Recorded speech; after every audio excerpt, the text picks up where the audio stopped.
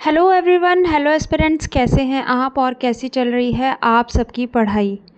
तो फ्रेंड्स, पटवारी की एग्ज़ाम जैसे जैसे नज़दीक आती जा रही है, सभी पढ़ने वाले एस्पिरेंट्स के साथ ये होता जा रहा है कि हम सब भूलते जा रहे हैं। ये सभी के साथ होता है, जो पढ़ाई करते हैं, जो तैयारी करते हैं, उन सभी को लगता है कि हम लोग सब भूलते जा रहे हैं। लेकिन ये तब भी होता है जब हम मल्टीपल टाइम रिवीजन नहीं कर पाते हैं। और सबसे ज़्यादा दिक्कत यही हो रही है कि अभी एक सब्जेक्ट जो है वो पूरा टाइम ले रहा है रिवाइज़ करने में, रिवीजन करने में, तो दूसरा सब्जेक्ट उठाने में बहुत टाइम लग रहा है। इस कारण सारे सब्जेक्ट बहुत जल्दी रिवीजन नहीं हो पा रहे हैं। मेरे तो, आप लोगों के कैसे हो रहे हैं आप ज़रूर बताना। लेकिन अगर हम ये सोच के कि हमारे रिवीजन नहीं हो रहा और हम छोड़ दें उस चीज़ को, तो इतना पढ़ा हुआ सारा बेकार चला जाएगा। इसलिए जितना जैसे भी पॉसिबल हो पा रहा है उतना आप लोगों को अब रिवीजन करना है। और दूसरी चीज़, मेरे साथ ये कमेंट के थ्रू पूछा जा रहा था कि मैम अब हमें टेस्ट देना है या नहीं देना। देखिए, वो आपकी खुद की स्ट्रेटजी है कि अगर आप देना चाहते हैं तो दीजिए, लेकिन मुझे ऐसा लगता है कि अब एग्ज़ाम के नज़दीक टेस्ट देना कोई बेनिफिटेड नहीं है, क्योंकि टेस्ट देंगे तो आपके अगर बाय चांस नंबर कम आ गए तो आपको ऐसा लगेगा कि आपके एग्ज़ाम में भी कम मार्क्स आएंगे। लेकिन ऐसा होता है कि कई बार बहुत ज़्यादा डीप क्वेश्चन पूछ लिए जाते हैं टेस्ट सीरीज़ में, वैसे क्वेश्चन हमारे एग्जामिनेशन में नहीं आते हैं। अब ज़्यादा से ज़्यादा जो भी आपने शॉर्ट नोट्स बनाए हुए हैं, इंपॉर्टेंट फैक्ट्स हैं, इंपॉर्टेंट पॉइंट्स हैं, वो रिवीजन करने की आपकी ज़रूरत है।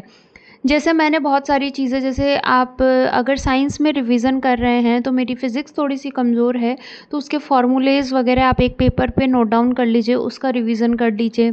साथ ही साथ जैसे हार्मोन्स कुछ जिनसे कन्फ्यूज़न होता है, वो चीज़ आप एक पेज पे नोट डाउन कर लीजिए, उसको बार बार रिवाइज़ कीजिए।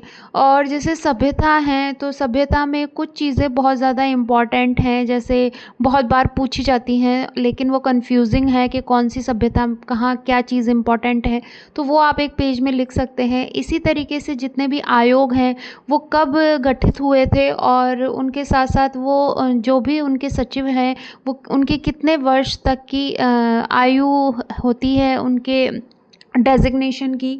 तो इस तरीके से कुछ पॉइंट्स होते हैं जो कन्फ्यूजिंग होती हैं, जिनको हम बार बार पढ़ते हैं तो भी वो कन्फ्यूज़्ड हो ही जाते हैं एग्ज़ाम में। तो उनको आप रिपीट कर सकते हैं इतने दिनों में। और अब तो मैं यही कहूँगी कि ज़्यादा से ज़्यादा रिवीजन करें। रिवीजन से ही आपकी किसी भी चीज़ की क्लैरिटी आएगी। और फ्रेंड्स, मुझसे कुछ लेडीज़ और मेरी बहनें जो हैं वो ये कह रही थी कि हमारी पटवारी की अच्छे से तैयारी नहीं हो पाई है। बहुत पढ़ने की कोशिश की, लेकिन टाइम जो है वो बहुत जल्दी निकले जा रहा है। तो मैं आपको ये बोलूँगी, अगर आप सीईटी क्लियर हो तो आप वीडियो एग्ज़ाम के लिए भी एलिजिबल हो। लेकिन अगर इस तरीके से आप टाइम निकालते रहोगे तो वीडियो एग्ज़ाम भी एक दिन आ ही जाएगा, और फिर उसके बाद में सेकेंड ग्रेड, फर्स्ट ग्रेड, ये सभी एग्ज़ाम एक ना एक दिन ज़रूर आ जाएंगे।